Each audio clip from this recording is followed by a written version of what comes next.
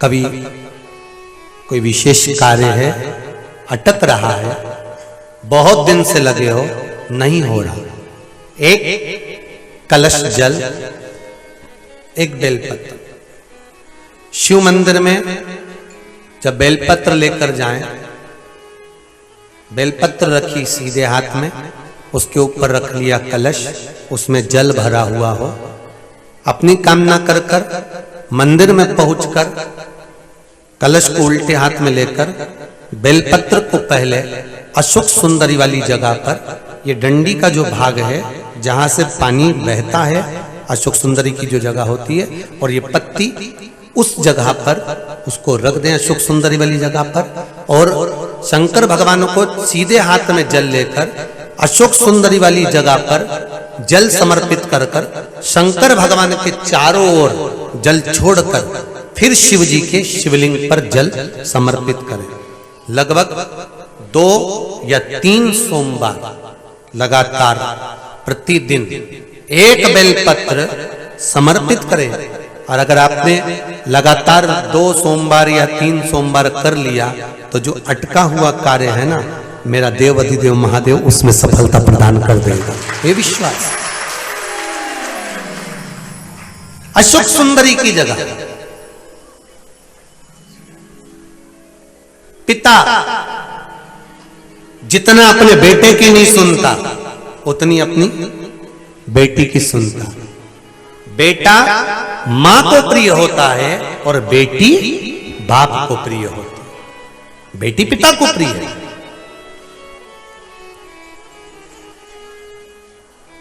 आप अशोक सुंदरी से अपनी बात कह सकते हैं, अशोक सुंदरी से अपने हृदय की बात कह सकते हैं। एक पत्र में लिखा है किसी बहन ने, मैं संतोषी माता की पूजन करती थी, तो अब मेरा मन शंकर जी में लग गया, तो संतोषी माता की पूजन करूं कि नहीं करूं? खूब करो। कौन मना कर रहा है संतोषी माता की पूजन मत करो? कौन कहता है कि अगर शिव में मन लग जाए तो किसी देवता को छोड़ देना चाहिए? शिव महापुराण की कथा कहती है कि मेरे शंकर भगवान तो राम को नहीं छोड़ते, कृष्ण को नहीं छोड़ते, तो शिव महापुराण ये थोड़ी ना कहती है कि किसी देवता को छोड़ दो। आप तो उसका भजन करो, स्मरण करो, चित्तवृत्ति धारण।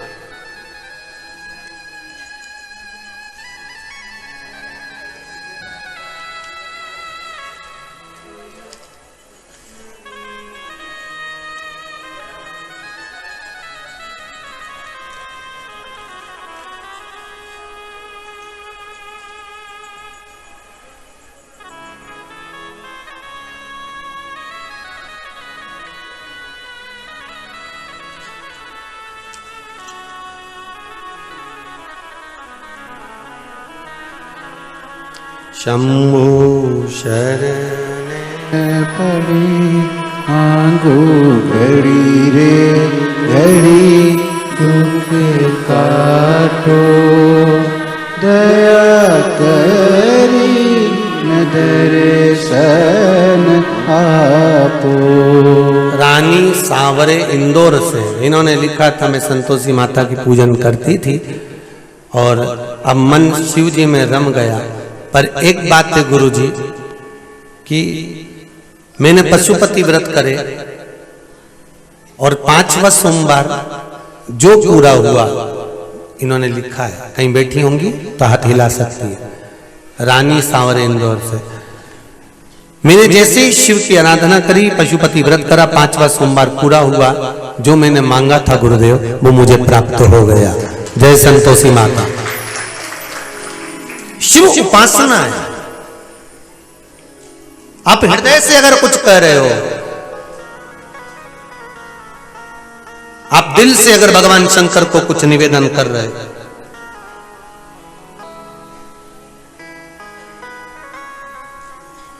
एक और बड़ा सुंदर पत्र है, कहां की है? गीता देवी शर्मा, गोजायाबाद से, गाजियाबाद होगा रे, है ना, गाजियाबाद से। कहीं बैठी हैं आप ही हैं? जरा माइक पहुंचाओ, उससे जल्दी भेजो, समय का ध्यान रखकर चालू करके पहुंचा दीजिए। गाजियाबाद से हैं आप। आपने लिखा है गुरुजी, मैंने सबसे पहले टीवी पर आस्था चैनल पर कथा सुनते हैं। जब से मैंने कथा सुनना चालू करी, कभी मंदिर नहीं जाना होता था, पर शिव कथा जब से सुनना चालू करी तब से मैंने मंदिर जाना चालू करा। गुरु जी के चरणों में कोटो कोटो प्रणाम। गुरुजी, जब से मैंने मतलब कथा सुनी थी तब से मेरा मन इतना मतलब शिव के चरणों में लग गया कि मैं कुछ बता नहीं सकती। मेरे बेटे की नौकरी नहीं लग रही थी, वो लग गई। बस लग गई नौकरी? नौकरी लग गई? बस आपको कुछ बता नहीं सकती। मुझे बहुत कृपा करी है, मुझे बहुत कुछ दिया है भगवान ने। बाबा की कृपा। आपने लिखा है बेटे की नौकरी नहीं लग रही थी, नौकरी लग गई है, और जो मैंने मांगा मुझे सब मिला।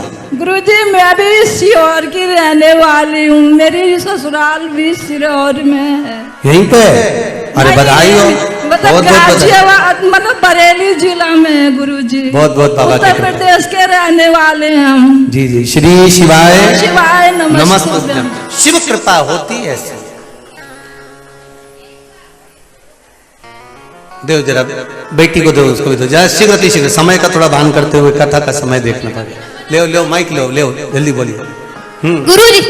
गुरुजी, श्री शिवाय नमस्तुतम आपको। कोटि कोटि नमन में आपको। श्री शिवाय नमस्तुतम। मैं ना बहुत गरीब बेटी हूँ गुरुजी, और आपने जैसे मेरे को परदोष का बताया था ना, मैं 5 परदोष आज हुए और मैं आपके चरणों में आ गई हूँ। श्री शिवाय नमस्तुतम, बाबा की कृपा। और जब भी हम पानी चढ़ा, मेरा बेटा भी आया, हर खड़ा, ये मेरा बेटा है, हम दोनों साथ में जाते हैं गुरुजी।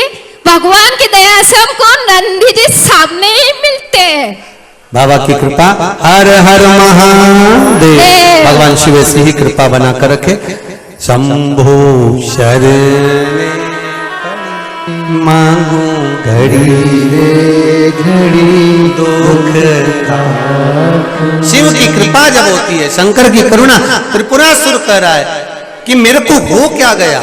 त्रिपुरासुर जिस आसन पर बैठ कर तप करता है वहां साधना में लीन हो जाता है। घबराने लगे सारे की सारे असुर। अगर ये भक्ति में लग गया तो फिर राक्षस प्रवृत्ति कौन धारण करेगा। महाराज, अगर सारे संसार के लोग भगवान की भक्ति में लग जाएंगे, सब भगवान की अविरल भक्ति में पहुंच जाएंगे, तो फिर असुर प्रवृत्ति के जीवों का क्या होगा।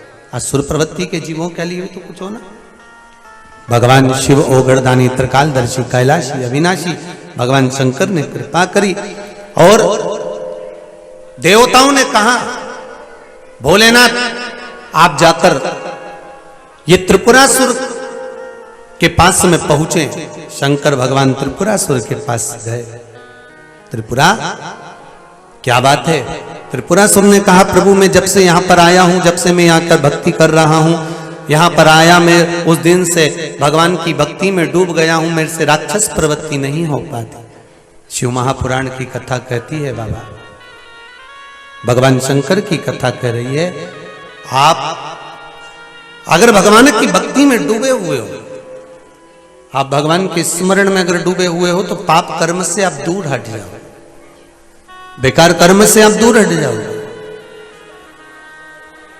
जितने लोग शिव की भक्ति में डूबते हैं, शंकर की आराधना में डूबते हैं, शिव स्मरण में डूबते हैं, वो धीरे धीरे धीरे धीरे धीरे धीरे पाप कर्म से बच जाते हैं, पाप कर्म से छूट जाता है। भगवान शंकर की भक्ति एक जीवन का सुख प्रदान कर देते हैं, एक आनंद दे देते हैं।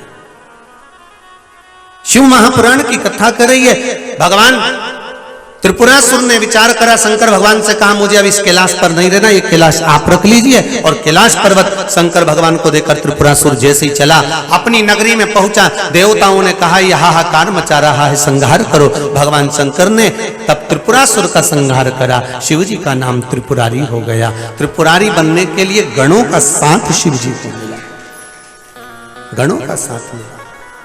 भगवान ओघड़दानी, बेटी 5-7 मिनट बाद बोलिए। भगवान शिव त्रिपुरारी बन गए। भगवान शंकर का एक नाम त्रिपुरारी हो गया। शिव महापुराण की कथा कहती है भगवान शंकर ओघरदानी का पावन आनंद कहता है। महाराज, समय आया, भगवान शंकर अपने गणों को बुलाया और सारे गणों को बुलाकर भगवान शंकर ने अपने गणों को मृत्यु लोक में रहने वाले जीवों के भजन का क्रम प्राप्त किया। अब एक बात बहुत सावधानी से सुनिएगा, जब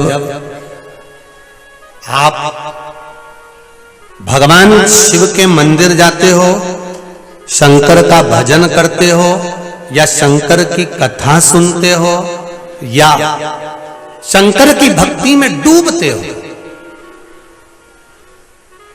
कई बार आपके ऊपर लोग हंसेंगे, आप पर ताना कसेंगे, आप पर अपशब्द कहेंगे, आप पर लांछन लगाएंगे, आपको गालियां देंगे, आड़ा टेढ़ा बोलेंगे।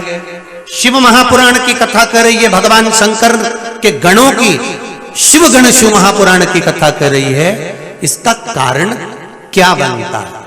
तो भगवान शंकर ने कहा अपने गणों से सुनो, जब कोई भक्त मेरी भक्ति में डूबा हुआ हो, रामकृष्ण की भक्ति में डूबा हुआ हो, भगवान की भक्ति में जब भक्त डूबा हुआ हो, उस समय पर गणों का काम रहता है उसके हृदय की बात को लाकर हम तक पहुंचाना, और असुरों का काम होता है उन पर उपहास करना, लांछन लगाना, अपशब्द कहना, ताने देना, आड़ा टेढ़ा, ये उनका। शिवगणों का एक ही काम है भगवान के मन की बात को कहना, भगवान के हृदय की बातों को कहना। शिवगणों का काम है भगवान की अविरल बातों को, अपने भक्त की बात भगवान तक पहुंचाना। पर जितने असुर हुए, केवल असुर ये मत सोचना कि वो सतयुग में थे या त्रेता में थे या द्वापर में थे, असुर आज भी हैं, उनका काम एक ही है। जब आप भगवत भजन की ओर आगे बढ़ो, संकीर्तन की ओर आगे बढ़ो, सत्कर्म की ओर आगे बढ़ो, तब उनका कर्म यह है कि आपकी हंसी उड़ाना, आप पर लांछन लगाना, उपहास करना, अपशब्द कहना, ताने देना, कुछ भी कहकर उसके हृदय को कचकोट देना।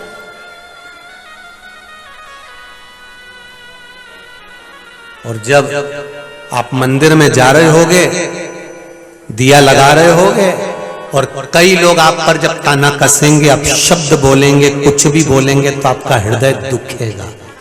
हृदय दुखेगा तो आप मंदिर के अंदर जाओगे ना, अपने लिए नहीं मांगोगे, पहले जो तुमको अपशब्द बोला है ना उसके लिए मांग लोगे। इसलिए निवेदन है, भगवान अपने गणों से कहते हैं कि इसके हृदय में क्या चल रहा है वो लेकर आ। तो मंदिर में अगर आप पशुपति व्रत कर रहे हो, कोई उपाय कर रहे हो, कोई अर्चना कर रहे हो, भगवान की भक्ति कर रहे हो, शिव कथा सुन रहे हो, शंकर का अनुमोदन कर रहे हो, शंकर के मंदिर जा रहे हो, और कोई आपके लिए अपशब्द कहे, ताना दे, गालियां दे, कमेंट्स कर, आड़ा टेढ़ा बोले, तो तुम उसके चक्कर में मत पड़ना। तुम तो भगवान की भक्ति में लगना, कहीं तुम भजन करते करते उसके लिए ना मांग लो कि भगवान उसने मेरे को ऐसा करा तो तुम उसको ऐसा कर दो। नहीं नहीं नहीं, तुम अपने लिए व्रत कर रहे हो, तुम अपने लिए साधना कर रहे हो, तुम अपने लिए भगवान की भक्ति कर रहे हो, तो भगवान से उसका विचार मत लाना, उसने क्या करा, उसने क्या बोला, उसने कैसे बोला। अपन तो अपना कर्म करेगा। भगवान कृष्ण गीता जी में कहते हैं, कर्म करे जा फल की इच्छा मत, अपना कर्म करो। भगवान ने सारे गणों को बुलाया, गणों को बुलाकर भगवान ने सुंदर ज्ञान उपदेश देकर उन गणों को समझाया और गणों से कहा, आप अविरल भक्ति की ओर जो जीव डूबा रहता है, उन जीवों को मेरी भक्ति का बल और प्रदान करो। आगे मेरे देव अधिदेव महादेव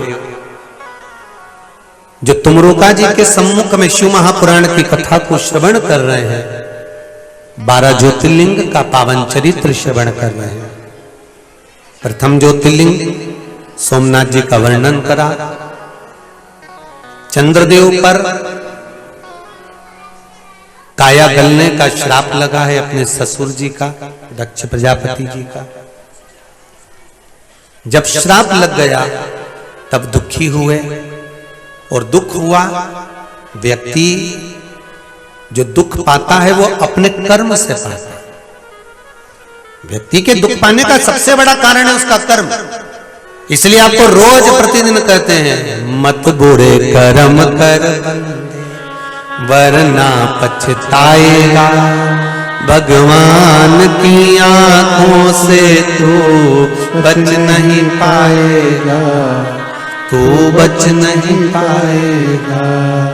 अरे ओ अज्ञानी मत करना दानी, तेरे कर्म का फल भी तू ही पाएगा, जैसा किया तूने तेरे आगे आएगा।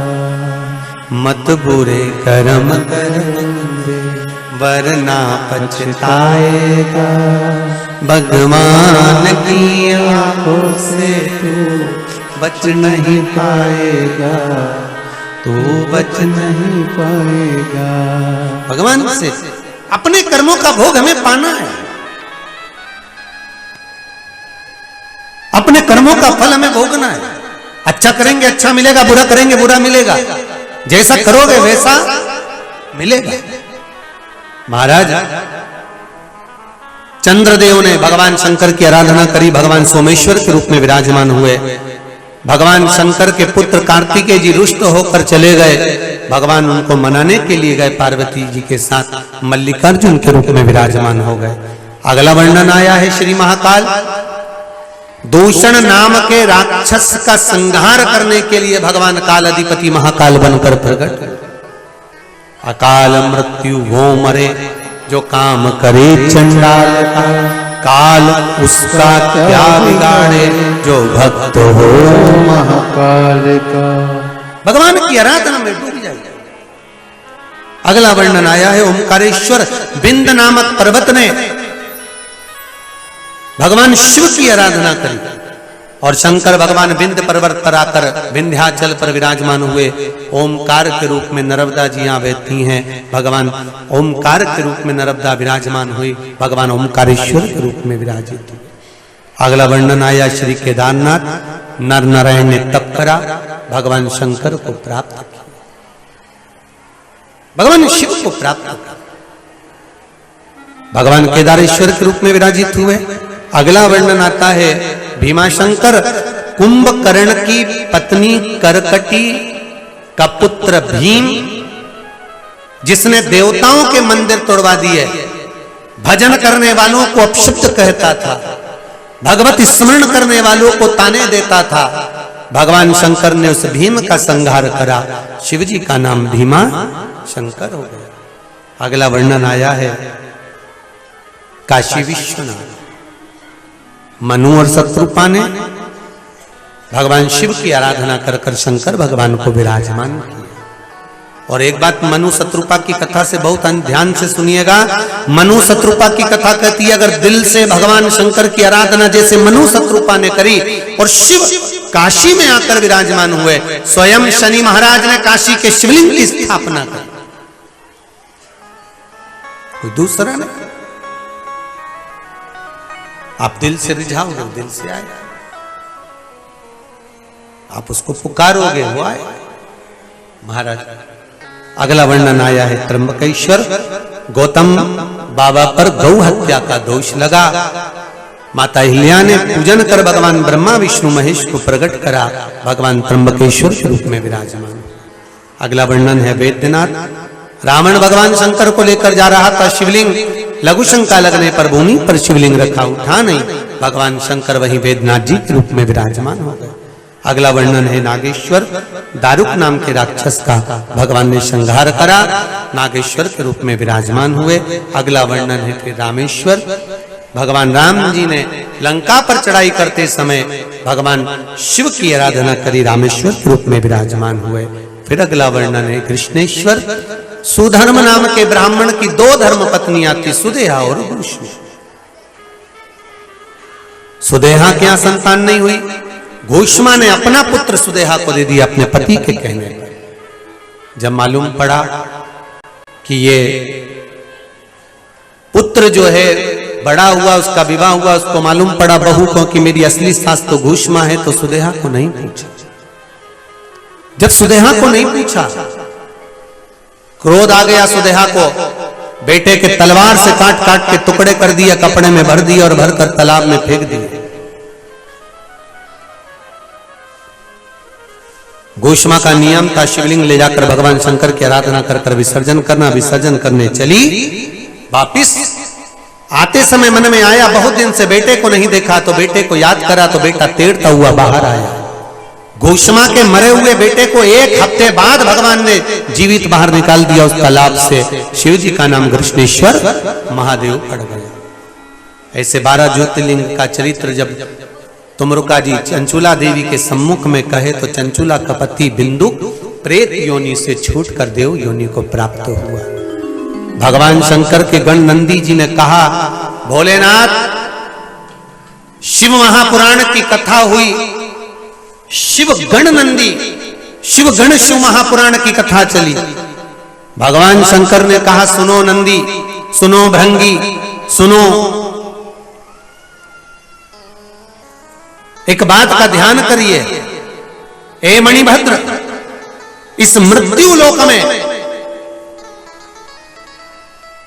जो अधोगति में मर जाते हैं, कुंवारी अवस्था में मर जाते हैं, पूरी उम्र लेकर नहीं जाते और प्राण जिनके छूट जाते हैं, अगर उनके परिवार का, कुटुंब का कोई एक व्यक्ति भी शिव महापुराण की कथा को हृदय से सुनता है तो वो जीव तर जाता है, उसको पिंड तर्पण की जरूरत नहीं पड़ती, वो तर गया। भगवान शंकर ने कहा, बोलो तुमरुका जी, शिव महापुराण की विदाई में मैं आपको क्या दूं?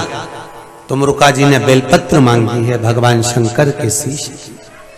बेलपत्र दे दीजिए आपके मस्तक की, ये बेलपत्र शिव पोथी को समर्पित कर दीजिए। बाबा, आपकी बेलपत्र औषधि का कार्य करती है, पर विराम की बेलपत्र कुबेर भंडार का कार्य करे। बाबा ने वो बेलपत्र शिव पोथी पे समर्पित कर दी। भगवान देवाधिदेव महादेव 21 फरवरी फागुन की चतुर्थी स्वयं महापुराण कथा तुमरुका जी से कहते हैं, तुमरुका जी ये पावन शिव महापुराण की कथा जीव का उद्धार करने वाली है। मैं जय पाठक काशी का रहने वाला हूं।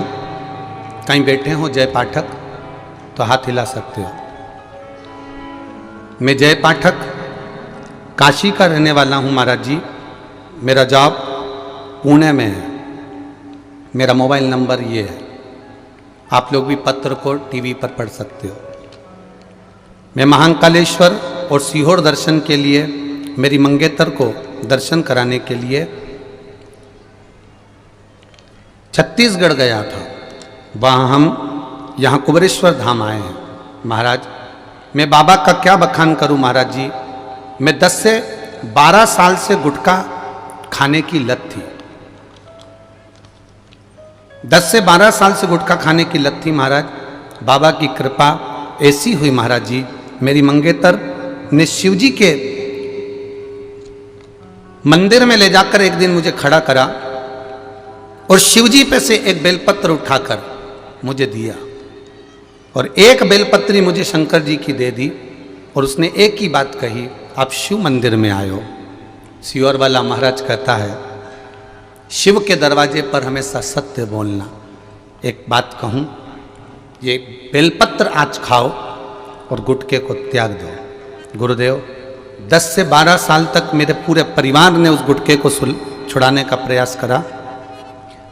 30 से 40 गुटखा प्रतिदिन खाता था। एक बेलपत्री मेरी उस मंगेतर ने मुझको दी।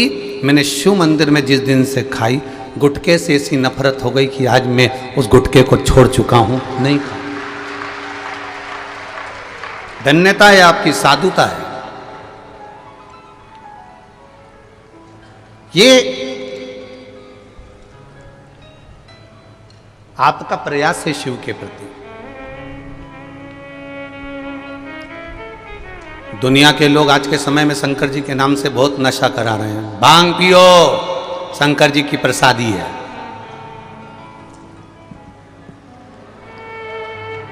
लगाओ दम और मिटाओ गम, शिव जी की प्रसादी।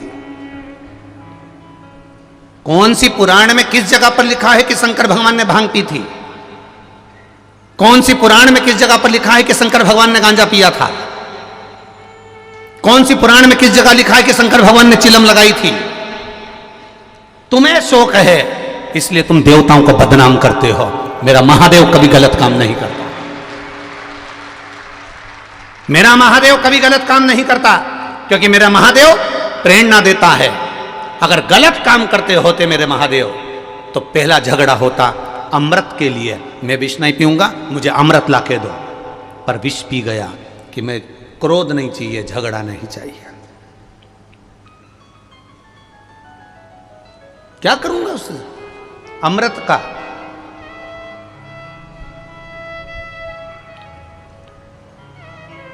क्या करूंगा उसका?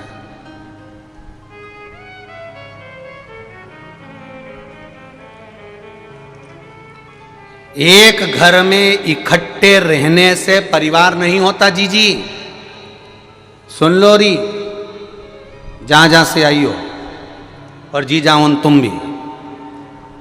एक घर में इकट्ठे रहने से परिवार नहीं होता। एक साथ रह रहे हो, इकट्ठे रह रहे हो, एक जगह पर खाना बन रहा है, एक जगह पर भोजन बन रहा है, और सबसे कहते फिर रहे हो हम 5 भाई का परिवार एक साथ रहता है, 6 भाई का परिवार एक साथ रहता है, 4 भाई का परिवार एक साथ रहता है, 3 भाई का परिवार एक साथ रहता है, 2 भाई का परिवार एक साथ रहता है। ये तुम दुनिया भर में कहते फिर रहे हो। एक साथ रहने से परिवार नहीं होता। परिवार की प्रधानता होती है कि परिवार में कोई दुखी तो नहीं है, किसी को कष्ट तो नहीं है, जो आपको अपने दिल की बात बता दे, वो परिवार होता है। एक जगह एक रसोई घर से खाना खाने से परिवार नहीं होता। अपने दिल की बात बता देने से, अपने गम को बता देने से, अपने एक श्रेष्ठ भाव को तुम्हारे सामने प्रकट कर देने पर, उसके दिल की बात को तुम समझ जाओ, उसके हृदय की बात को तुम समझ जाओ, उसकी चित्त बात को तुम समझ जाओ, तो समझो कि परिवार में रह रहे हो। और मालूम पड़े एक जगह रोटी बन रही है, सब अपना अपना कमरा में खाया पिया, दुकान धंधे पानी पे गए, रात को बैठ गए, खाया पिया चल दिया। इसको परिवार नहीं कहते। परिवार में इसका चेहरा क्यों उतरा है? माँ तू दुखी क्यों है? पिता तेरे मन में क्या बात चल रही है? ये छोटे भाई के बच्चे को क्या हुआ, बड़े भाई के बच्चे को क्या हुआ, इसको क्या हुआ? ये परिवार है जिसमें एक दूसरे के प्रति समर्पण का भाव है, एक दूसरे के प्रति दर्द जागृत हो, एक दूसरे के प्रति प्रसन्नता का भाव जागृत हो, उसको परिवार कहते हैं। खाना एक जगह बन रहा है, हम 5 भाई का परिवार, 6 भाई का परिवार एक जगह रह रहे हैं, पर इनसे पूछो तो एक गंगा जा रही, एक यमुना जा रही। बस खाना एक जगह बन रहा है, बाकी की खा भी एक जैसा नहीं रही है। इसका पति खाने आया तो जगदम्बा उतर के नीचे आई, फिर उसने परोसगारी करी, उसने बनाया। उसका पति आया तो जगदम्बा उसकी आई चंद्र घंटा, उसने खिलाया। फिर आ गई कुसमांडा, फिर स्कंदा, फिर उसके बच्चे आए तो उसने दूध भर कर दिया, उसके बच्चे आए तो उसने चाय बना कर दी, उसके बच्चे आए तो उसने बॉर्नवीटा बना कर दिया। ये कहां की रीति है? 5 एक रसोई घर में मिलती। जी ला मैं थाली लगा दूं, जी ला मैं ये सामान कर दूं, उसको परिवार कहते हैं। दिन भर गप्पो जैसा मुंह बना के फिरे और केम परिवार परिवार परिवार में रहे, इसको परिवार नहीं कहते। प्रसन्नता जिस परिवार में होती है उसकी परिवार की उन्नति परमात्मा स्वयं करता है, स्वयं।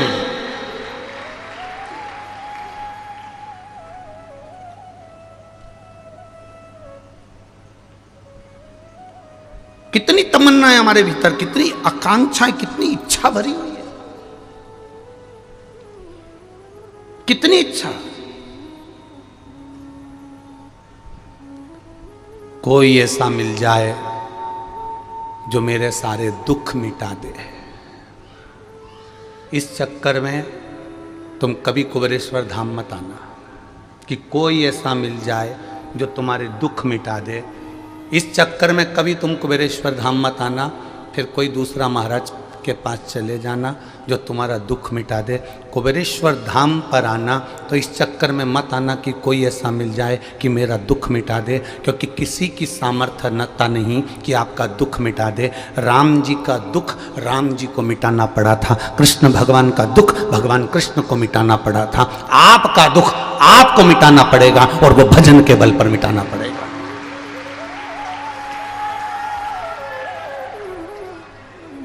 इस चक्कर में मत आना कि आपका दुख सीहोर वाला महाराज काट देगा। ना ना ना ना, पहले भी कहा आज फिर कर रहे हैं, तुम्हारे दुख को तुम्हें काटना है। कुछ चीजें ऐसी होती हैं जो व्यक्ति को खुद करना पड़ती है। पहली छींक, तुम्हें छींक आ रही है और तुम पड़ोसन से कहते छींक ले, तुम्हारी छींक पड़ोसन छींक लेगी क्या? जम के बोलो जरा। नहीं, तुम्हें खांसी चल रही है, अब जैसे हमको चली अभी थोड़ी देर में, हम तुमसे कहते हैं ए हरी साड़ी वाली जीजी खांस ले, अब हमारी खांसी तुम खांस लोगी क्या? बोलते जाओ जरा।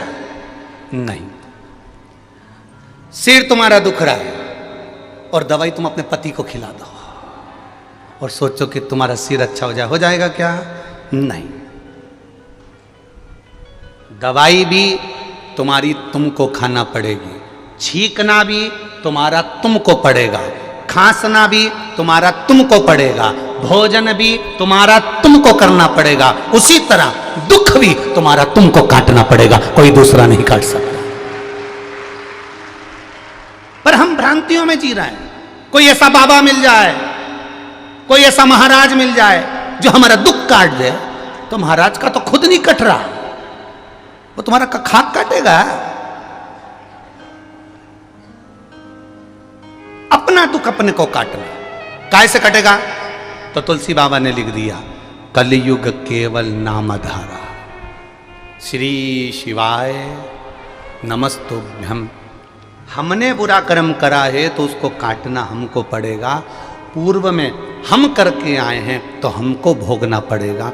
उस भोगते समय पर दुख आया है तो थोड़ा भगवत भजन में लग जाओ। राम जी ने एक काम सबसे प्रबल करा, जब उनको वनवास मिला, राम जी को 14 वर्ष का वनवास मिला, मेरे राम जी महाराज कहीं नहीं गए। आज के व्यक्ति की अगर 2 बार दुकान बंद हो जाए तो वो कहीं ना कहीं जाके पूछ लेता है कि ये बताओ, हमारी इतने दिन से हम दुकान चला रहे, हमारी दुकान क्यों नहीं चल रही? उतने में किसी ने कह दिया कि तेरे ही घर के लोगों ने करा है। अब बस यही दिमाग दौड़ता रहा कि मेरे को बुरा किसने करा होगा। समझ में आ गया, 3 दिन पहले मायके गई थी मेरी जेठानी, वो कुछ करवा के आई है। इतना अच्छा परिवार था, शंका में पढ़ पढ़ के सब नष्ट हो गया।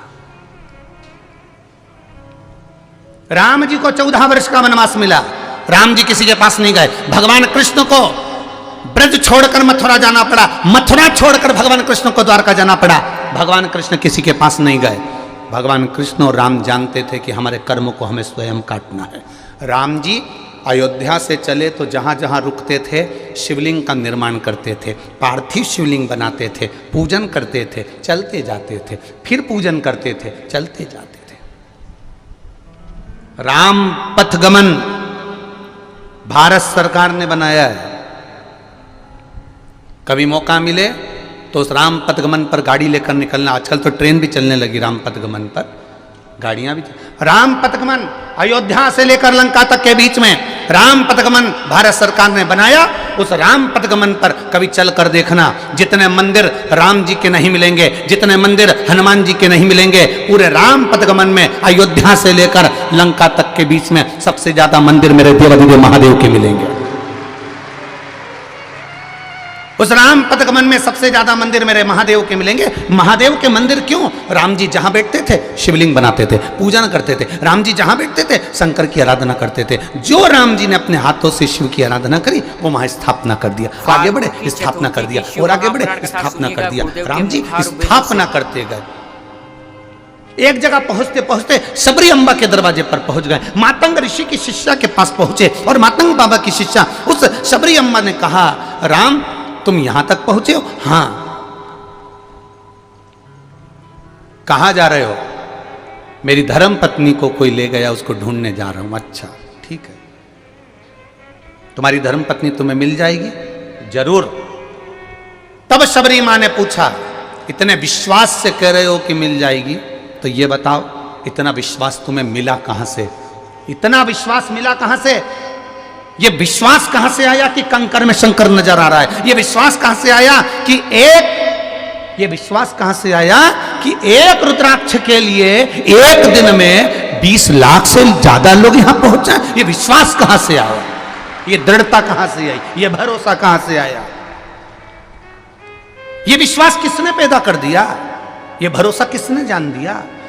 तब मातंग बाबा की शिष्या पूछी, मां शबरी अम्बा, राम तुम विश्वास से कह रहे हो कि मुझे सीता मिल जाएगी, तो तुम इतने विश्वास से कह रहे हो तो विश्वास कहां से आया? राम जी कहते हैं, मैं अयोध्या से चला था, रोज प्रतिदिन सुबह उठकर एक शिवलिंग का निर्माण कर कर पूजन करता था। शिवलिंग नहीं बना पाता तो जो मंदिर मिलता उसका स्मरण करता था, शिव का दर्शन करता, एक लोटा जल समर्पित करता, श्रृंगार करता महादेव का, चलते जाता। बस वही शिव ने मुझे विश्वास दिया है और शंकर की आराधना मैंने करी है, तो ये मैं दिल से कह सकता हूं कि सीता भी मुझे जरूर मिलेगी। वो सीता नहीं है, वो भगवान राम की मंजिल तक पहुंचना था उनको, उस मंजिल तक मुझे। तो आप भी शंकर के मंदिर जा रहे हो, एक लोटा जल चढ़ा रहे हो, शिव जी पे बेलपत्र चढ़ा रहे हो, शंकर भगवान का गुणगान कर रहे हो, शिव मंदिर में झाड़ू लगा रहे हो, शंकर भगवान के मंदिर में पोछा लगा रहे हो, ये तुम्हारा विश्वास जागृत हो गया कि मुझे ये विश्वास है कि भोला सब दुख, ये मेरा विश्वास पक्का हो गया कि वो दुख काटेगा तो वही काटेगा। फिर वही वाली बात आ गई जो आपको मालेगांव में कही थी, बच्चा रोता है तो माँ कह देती है बाबा आ रहा है। बच्चे ने रोना बंद कर दिया, आधा घंटा बच्चे ने देखा चारों तरफ घूम घूम के कोई बाबा नहीं आया, तो फिर चालू हो गया पे, फिर चालू हुआ तो माँ ने वो बाबा आया, बच्चा फिर चुप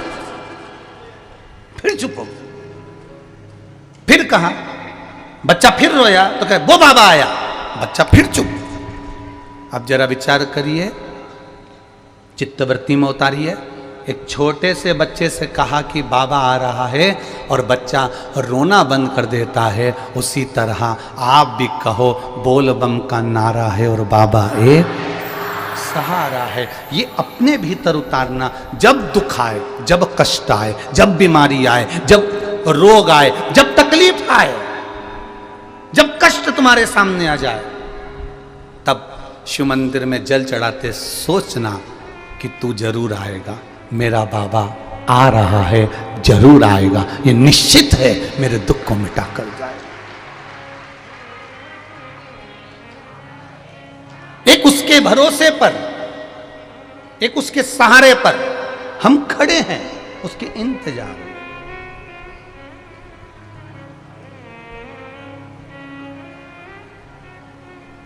उसको पुकारो।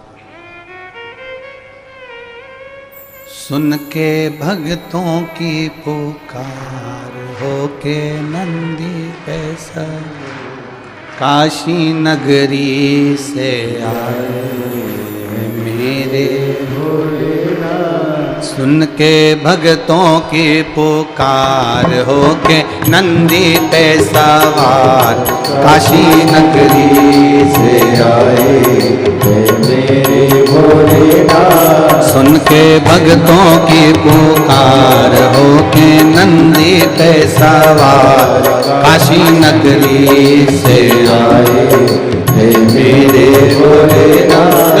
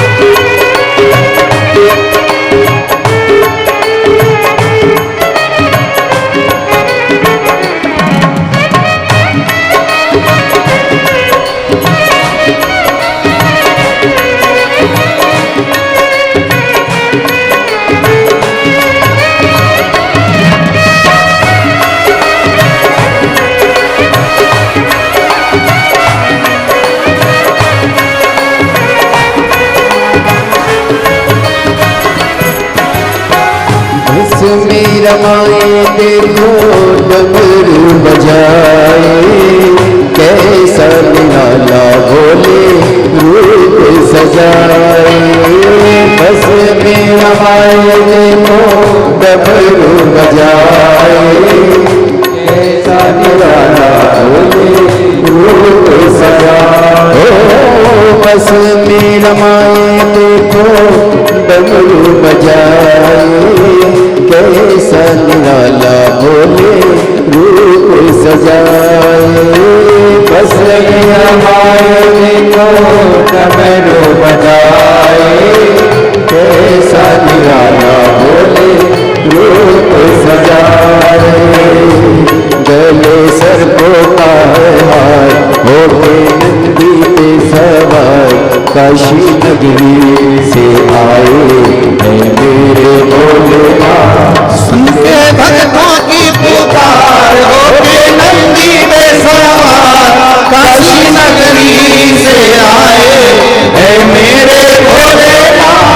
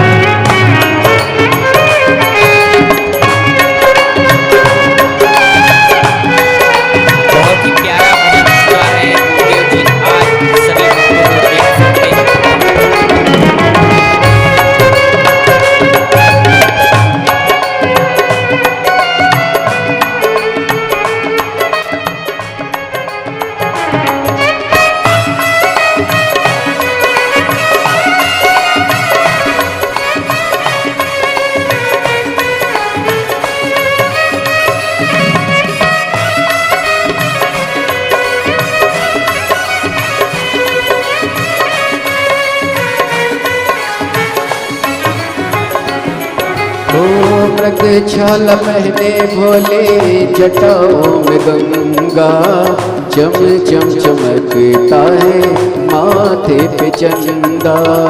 मृग छाल पहने भोले जटाओं में गंगा, चम चम चमकता है माथे पे चंदा।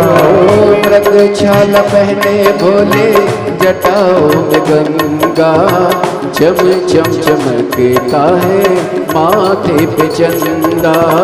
मृग छाल पहने भोले जटाओं में गंगा, चम चम चमकता है माथे पे चंदा। गौरा मैया करे सिंगार होते नंदी पे सवार, काशी नगरी से आए हैं मेरे भोलेनाथ। सुन के भक्तों की पुकार होके नंदी पे सवार, काशी नगरी से आए हैं मेरे भोलेनाथ। हरि बोल राधे।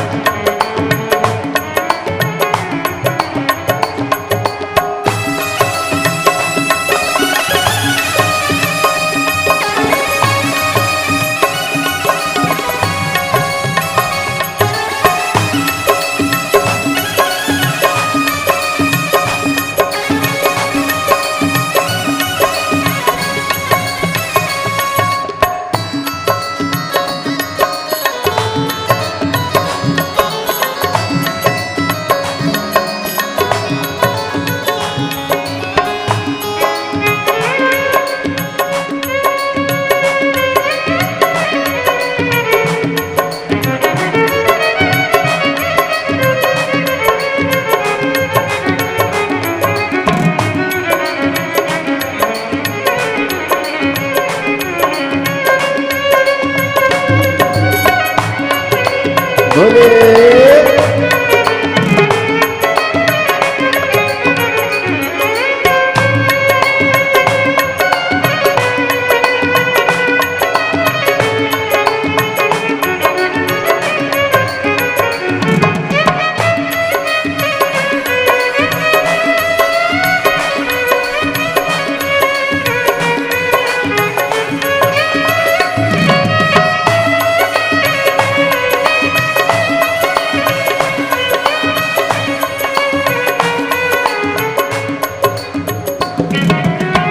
देव के देव इनकी महिमा महान है, भोले भक्तों के ये तो भोले भगवान है। देव के देव इनकी महिमा महान है, भोले भक्तों के ये तो भोले भगवान है। भोले के देव इनकी महिमा महान है, भोले भक्तों के ये तो भोले भगवान है।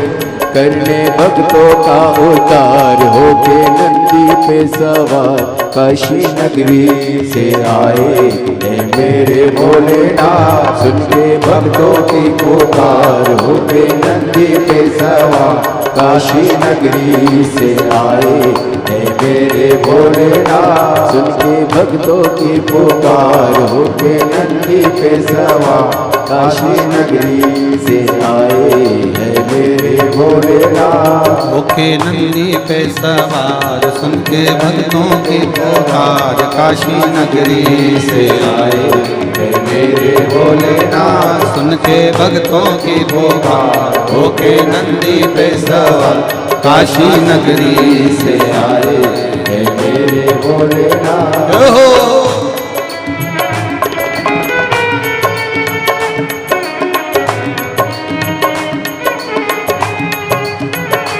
शंभो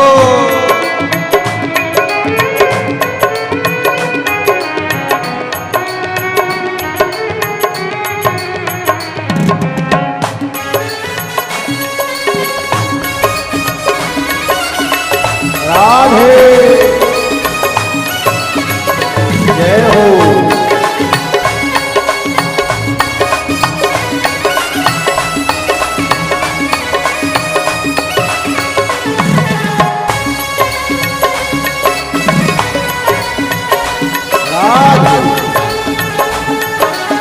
भोले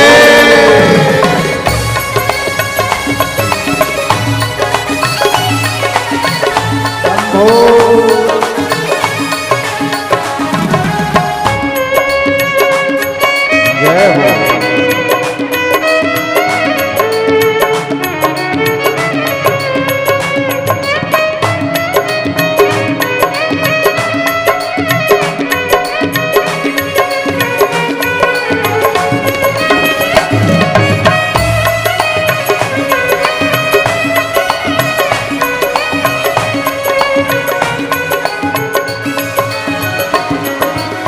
मृगछाला पहने भोले जटाओं में गंगा, चम चम चमकता है माथे पे चंदा। ओ मृगशाला पहने भोले जटाओं में गंगा, चम चम चमकता है माथे पे चंदा। मृगछाला पहने भोले जटाओं में गंगा, चम चम चमकता है माथे पे चंदा। ओ मृगशाला पहने भोले जटाओं में गंगा, चम चम चमकता है माथे पे चंदा। गौरा मैया करे सिंगार होके नंदी पे सवार काशी नगरी से आए है मेरे भोलेनाथ। होके भक्तों के सवार होके भक्तों के सवार काशी नगरी से आए है मेरे भोलेनाथ। सुन के भक्तों की पुकार होके नंदी पे सवार काशी नगरी से आए है मेरे भोलेनाथ। सुन के भक्तों की पुकार होके नंदी पे सवार काशी नगरी से आए है मेरे भोलेनाथ। सुन के भक्तों की पुकार होके नंदी पे सवार काशी नगरी से आए है मेरे भोलेनाथ काशी नगरी से आए हैं मेरे भोलेनाथ। काशी नगरी से आए हैं मेरे भोलेनाथ। हर हर महादेव। अपने स्थान पर बैठकर भगवान देवादिदेव महादेव से प्रार्थना करें। अपने हृदय की बात दिल से बाबा देवादिदेव महादेव से कहें। भाव से कंकर शंकर की धरा, पुण्यमय आनंदमय भूमि, जहाँ शिव कंकर शंकर के रूप में विराजमान है, ऐसी पुनित पावन भूमि पर बैठकर आज फागुन मास में दिल पड़ी से है अपने हृदय चतुर्थी की कुबेरेश्वर बात धाम में गुरुदेव के साथ जोड़कर बाबा से कहें। श्री शिवाय नमस्तु। श्री शिवाय नमस्तु। श्री शिवाय नमस्तु।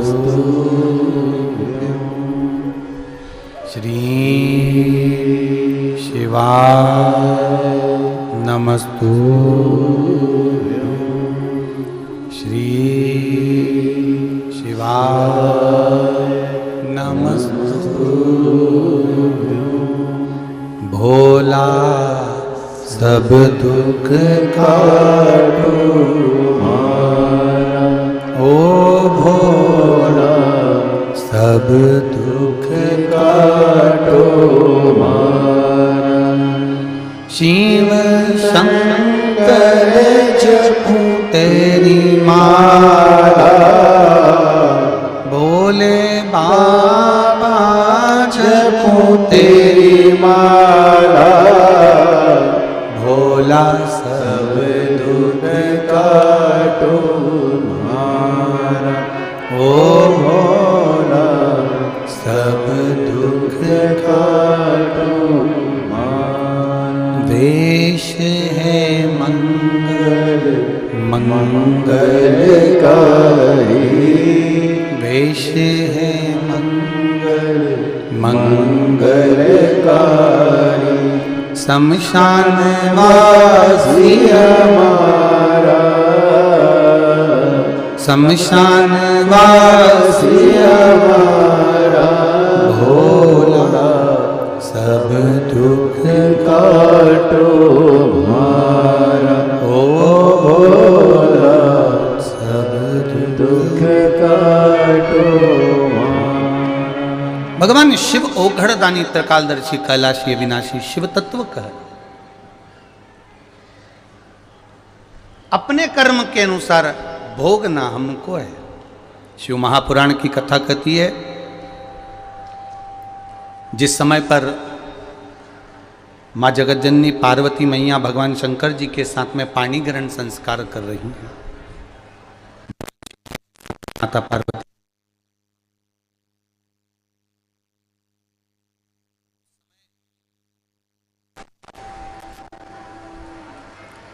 माता पार्वती जी भगवान शिव के साथ में जब पाणी ग्रहण संस्कार कर रही हैं, मंगल विवाह हो रहा है, उस समय पर माता पार्वती जी ने शिव जी से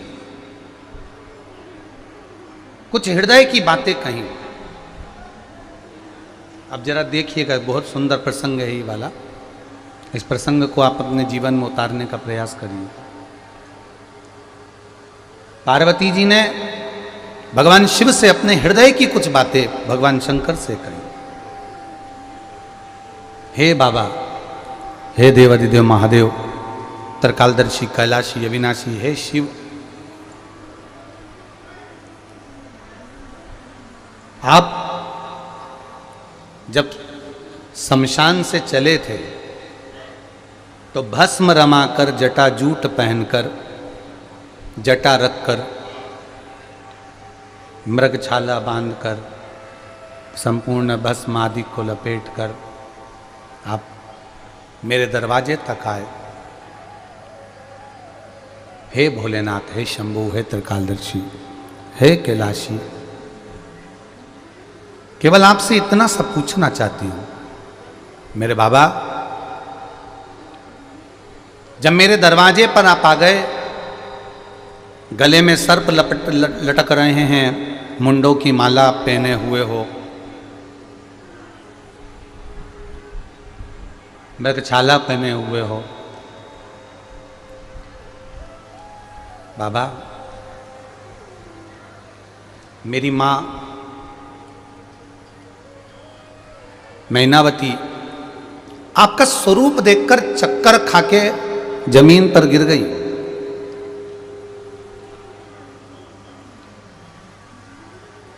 मेरी माता चक्कर खाकर जमीन पर गिर गई आपका केवल स्वरूप देखकर, केवल स्वरूप देखकर।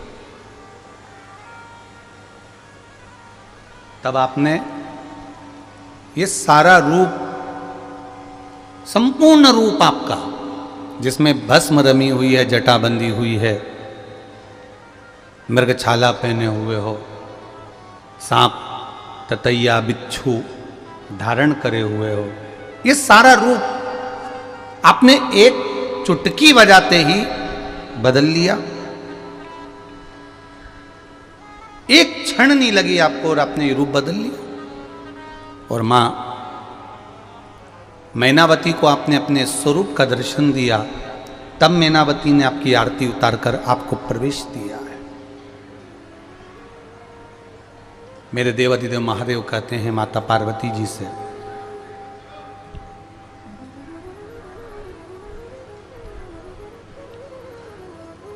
आपकी माता मैनावती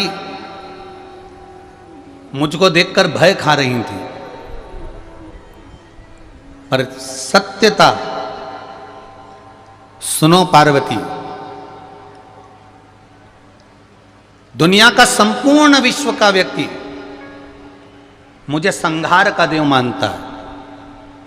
आप अगर अपने YouTube पर सर्च करेंगे, फेसबुक पर सर्च करेंगे कि शंकर कौन है, तो लोग कहेंगे संहार का देव,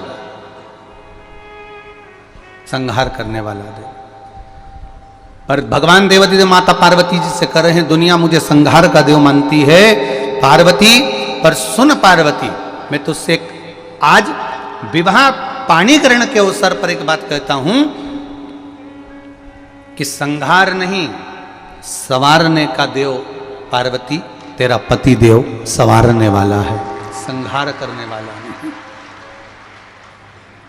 दुनिया रंग बदलती है, सारी दुनिया रंग बदलती है, केवल एक मेरा देव अधिदेव महादेव एक ऐसा है जो वक्त बदल कर रख देता है। केवल एक देव अधिदेव महादेव ऐसा जो वक्त बदलता है। अकाल मृत्यु वो मरे जो काम करे चंडाल का, काल उसका क्या बिगाड़े जो भक्त हो महाकाल का। पार्वती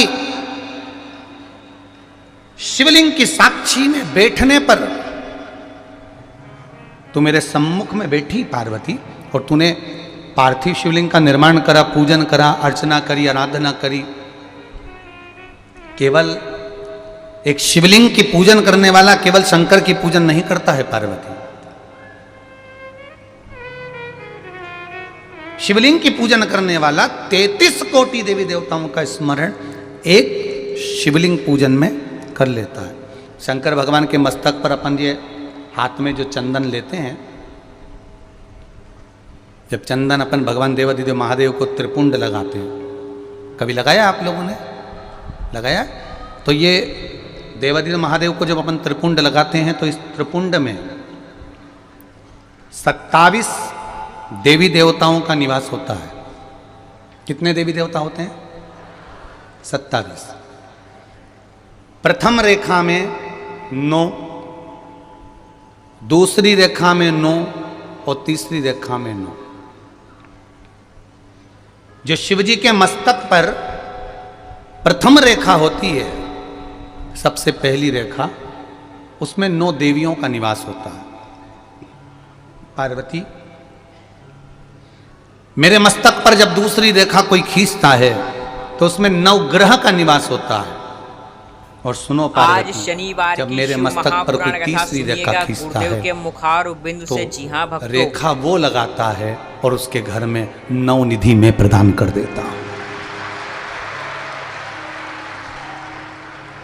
शिव जी पर पार्वती जी से भगवान देवादिदेव महादेव कर रहे हैं, पार्वती तूने शिवलिंग का निर्माण करा, पूजन करी, अर्चना करी, हरतालिका व्रत करा, आराधना करी, व्रत करा, साधना करी, अन्न छोड़ दिया, फल छोड़ दिया, पत्ती खाना छोड़ दिया, बेलपत्र छोड़ दिया तूने खाना।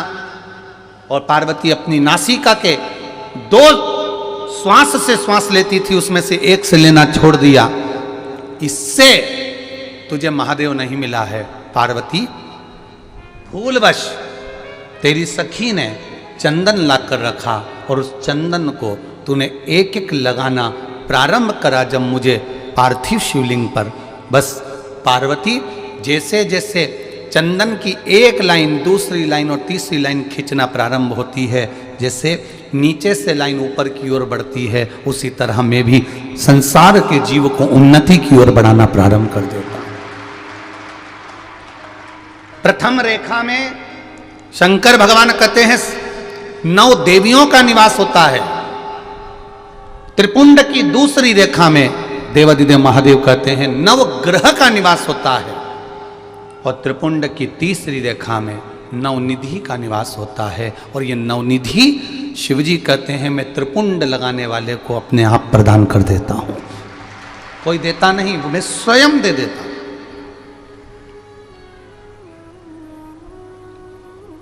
मैं स्वयं देता हूं ये 9 निधि। वो हनुमान जी के लिए भी कहते ना, अष्ट सिद्धि नवनिधि के दाता असबर जानकी माता राम रसायन तुम्हारे पास सदा हो रघुपति के दासा। ये नवनिधियां जब मिलती है व्यक्ति को, जब नवनिधियां प्राप्त होती है व्यक्ति को, तो जीव मेरा होते चले जाता है, मेरा होते चले जाता है। अभी यहां कथा कल सुबह 9 बजे से 12 बजे हो जाएगी। टीवी पर कथा कल की 1 बजे से 4 बजे तक आएगी। 12 बजे यहाँ कथा विराम होने के बाद सब अपने अपने गंतव्य की ओर, अपने अपने घर की ओर चल देंगे। ये कथा विराम होने के बाद में 28 फरवरी से 6 मार्च तक शिव महापुराण की कथा बेटमा, इंदौर के पास में बेटमा में प्रारंभ हो जाएगी। उस बेटमा की कथा को 1 बजे से 4 बजे तक आस्था चैनल पर अपन सुनेंगे, देखेंगे। उस कथा का नाम अभी तक नहीं दे पाए, पर उस कथा का नाम नवनिधि शिव महापुराण की कथा रहेगी। वो कौन सी नवनिधि है, उन नवनिधि का जन्म कहां पर हुआ है, वो कौन सी नवनिधि है जिसका स्मरण बार बार हनुमान चालीसा में आता है, शिव चालीसा में आता है, गायत्री चालीसा में आता है, सरस्वती चालीसा में आता है, राम रक्षा स्तोत्र के अंतर्गत आ जाता है। वो कौन सी नवनिधि है? हम सुनते तो हैं अष्ट सिद्धि नवनिधि के दाता असबर दीन जान। हम कह रहे हैं कि नवनिधि होती, पर नवनिधि कौन सी नवनिधि? वो भी तो हमें समझना है कि नवनिधि है कौन सी आखिर वो। तो बेटमा की कथा का नाम क्या है? जम के बोलो जरा। नवनिधि शिव महापुराण कथा। हम उसको जाने। हमने केवल जिंदगी में एक ही निधि देखी है, बाकी की तो हम देख ही नहीं पा रहे। हम उस निधि को जानने का प्रयास करें। तो यहां शिव तत्व कह रहा है, शिव महापुराण की कथा करी। शिव जी के त्रिपुंड में 27 देवी देवताओं का निवास होता है। 9 देवी, 9 ग्रह और 9 निधि शिव के त्रिपुंड में निवास करती है। शिव के त्रिपुंड।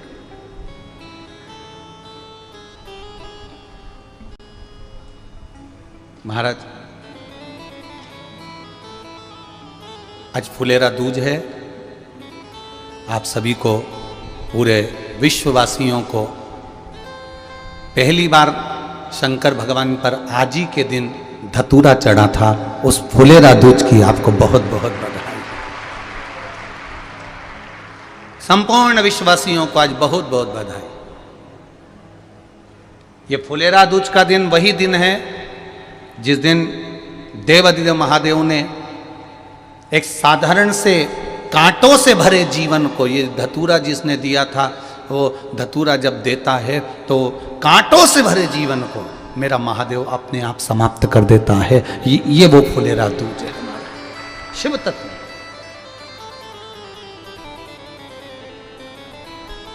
आप लोग सब कुबेरेश्वर धाम आए हुए हो। श्री शिवाय नमस्तुभ्यम तो आप बोल ही रहे हो। साथ में प्रयास करना कि जो जाने वाले हैं वो जाएंगे, जो रुके हुए हैं वो रात्रि के समय 5-10 मिनट बैठकर भगवान शंकर के मूल मंत्र का जाप करते हुए या कोई भजन कीर्तन करते हुए 15 मिनट 20 मिनट का समय निकालकर भगवत कीर्तन अवश्य करें। फुलेरा दूज के दिन हम धतूरा नहीं दे पाए बाबा आपको, हम धतूरा नहीं चढ़ा पाए आपको, पर बाबा हमारे जीवन में भी बहुत सारे कांटे भरे हुए हैं। इन कांटों को आप स्वीकार कर कर हमारे जीवन की राह को एक निर्मल कर दीजिए, साफ कर दीजिए।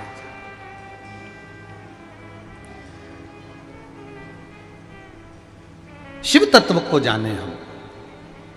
पार्वती जी भगवान शिव के साथ में पाणी ग्रहण संस्कार कर रही हैं और शंकर भगवान माता पार्वती को ज्ञान उपदेश दे रहे हैं।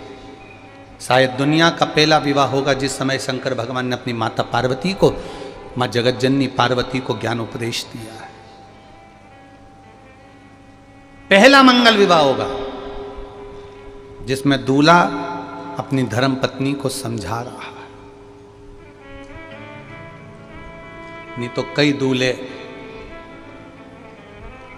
तो पूरी शादी में केवल ठिठोली उड़ाने में अपना समय बर्बाद कर देते हैं। समझाओ,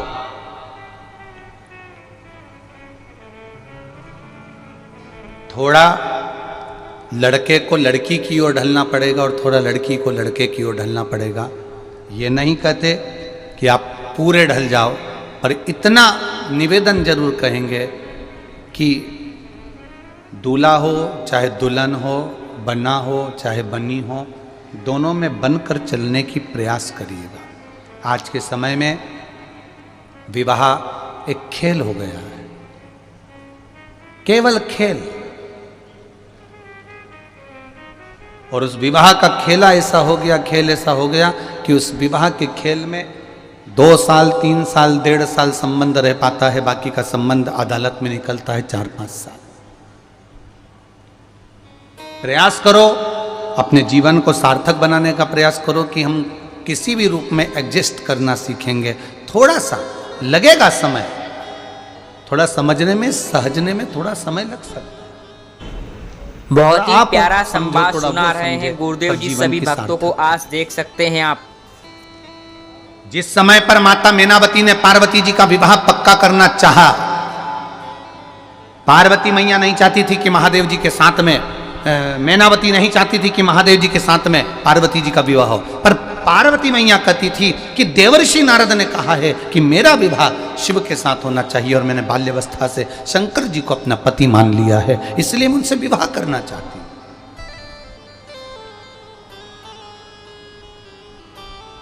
क्या है शिव जी के पास में? लड़का वो देखा जाता है जिसका पेट्रोल पंप हो, लड़का वो देखा जाता है जिसके पास जमीन हो, लड़का वो देखा जाता है जिसके पास गाड़ी हो, लड़का वो देखा जाता है जिसके पास बंगला हो।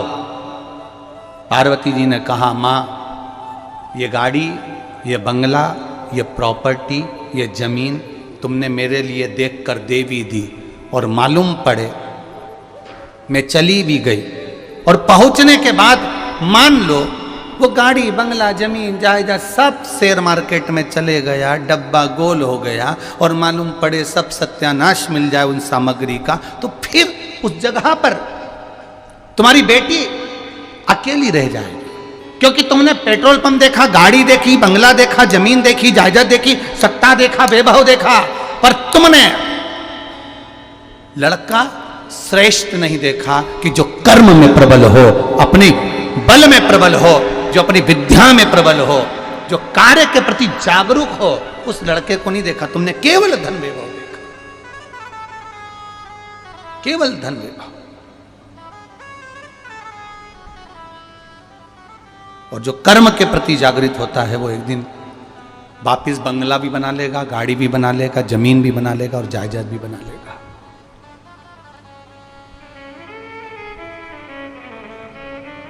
और आपसे भी निवेदन है, कार वाली बहू मत ढूंढना।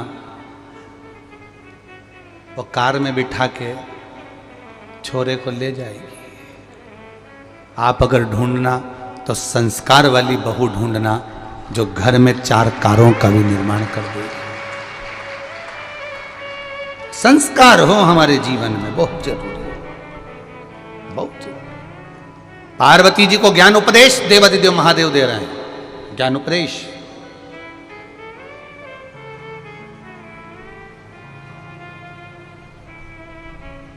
और पार्वती मैया उस उपदेश को पाकर आज प्रसन्न हो गई। विवाह हुआ, मां जगत जननी नंदी पर सवार होकर शंकर भगवान के साथ में कैलाश धाम पहुंच गए। समय आया, शंकर भगवान के तेज पुंज को ले जाकर गंगा जी को दे दिया। गंगा जी की धारा से 6 पुत्रों का प्रागट्य हो गया। षडानंद कार्तिकेय का जन्म हो गया। गंगा जी को मालूम पड़ा तो गंगा जी ने जाकर क्रोध किया। क्रोध कर कर अग्निदेव सूर्यदेव को श्रापित किया। गंगा के जल से अपने पुत्र कार्तिकेय को लेकर आ गई षडानंद। जब षडानंद कार्तिकेय जी प्राप्त हो गए, षडानंद कार्तिकेय जब मिल गए, आ गए, तब उस समय पर कार्तिकेय के आने के बाद मां पार्वती जी ने कहा अब तुम जाओ और तारकासुर का संहार करो। पर एक बात का स्मरण तुम्हारे भीतर रहे, जिस तारकासुर को तुम मारने जा रहे हो, तारकासुर के हृदय में शिव बसा हुआ है, भगवान शंकर बसे हुए हैं। कहा षडानंद कार्तिकेय ने कि मां, तारकासुर तो असुर है, राक्षस। पार्वती जी कह रही भले वो राक्षस है, उसके हृदय में शिव बसा है। वो असुर है, उसके हृदय में शंकर बसा है। मैं तुझसे कहती हूं षडानंद कार्तिकेय, तारकासुर को मारना तो उसके हृदय में कोई बाण न लगे, उसके हृदय को घात न लगे। शरीर को छेदित करेगा चल जाएगा, पर हृदय को छेदित मत करना। हृदय को छेदित मत करना। शरीर को छेदित करेगा ना तो चल जाएगा, पर हृदय छेदित नहीं होना चाहिए। हृदय में छेद नहीं होना चाहिए। क्यों? क्योंकि उसमें मेरा शंभु विराजमान है, मेरा शंकर। सारे देवताओं की लिस्ट उठाकर देखना, सारे देवताओं में इंद्रदेव के दुश्मन मिलेंगे, असुर मिलेंगे, राक्षस मिलेंगे। आप भगवान विष्णु से युद्ध करने वाले असुर प्राप्त होंगे, ब्रह्मा जी के ऊपर आक्रमण करने वाले असुर प्राप्त होंगे। पूरे चरित्र को उठाकर देखो 33 कोटि देवताओं के, केवल शंकर भगवान से द्वेष रखने वाला एक भी असुर नहीं था। रावण भी भजन करता था तो शिव का करता था, शंखचूर्ण भी भजन करता तो शिव का करता, जरासंध भी भजन करता तो शिव का करता। जितने भी असुर हुए, जितने भी राक्षस हुए, ये शंकर भगवान के विरोधी नहीं थे, ये शंकर भगवान के द्वेषी नहीं थे, पर दूसरे के द्वेषी थे। इसलिए शिवजी प्रकट होकर इनका संहार करना चाहते थे। क्यों? किस लिए? तारकासुर ने क्या मांगा था कि षडानंद भगवान शंकर के पुत्र द्वारा मेरे प्राण छूटे? क्यों मांगा? क्योंकि तारकासुर जानता था शंकर भगवान शादी नहीं करेंगे। मैं मांगूंगा कि इनके पुत्र द्वारा मेरे प्राण छूटे तो इनकी विवाह होगा, नहीं तो ये विवाह भी नहीं करेंगे। अर्थात हित चाहता था, हित। वो अहित नहीं चाहता था, हित चाहता था।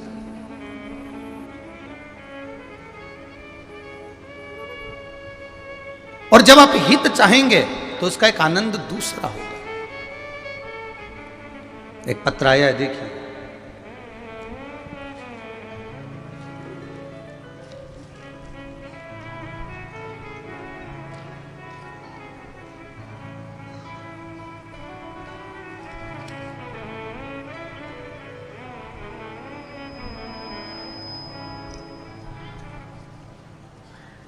गाजियाबाद यूपी से एक पत्र लिखा है, टीवी वालों बता देना जरा। 17 फरवरी को सीहोर स्टेशन से हम वापिस चले गए।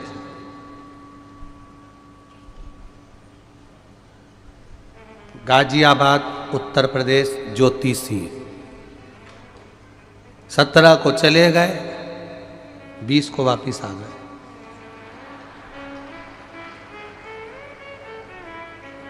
एक पत्रकार ने भी अपनी एक बात इस पत्र में लिखी है। कोई न्यूज़ चैनल के पत्रकार हैं, उन्होंने भी अपनी बात रखी।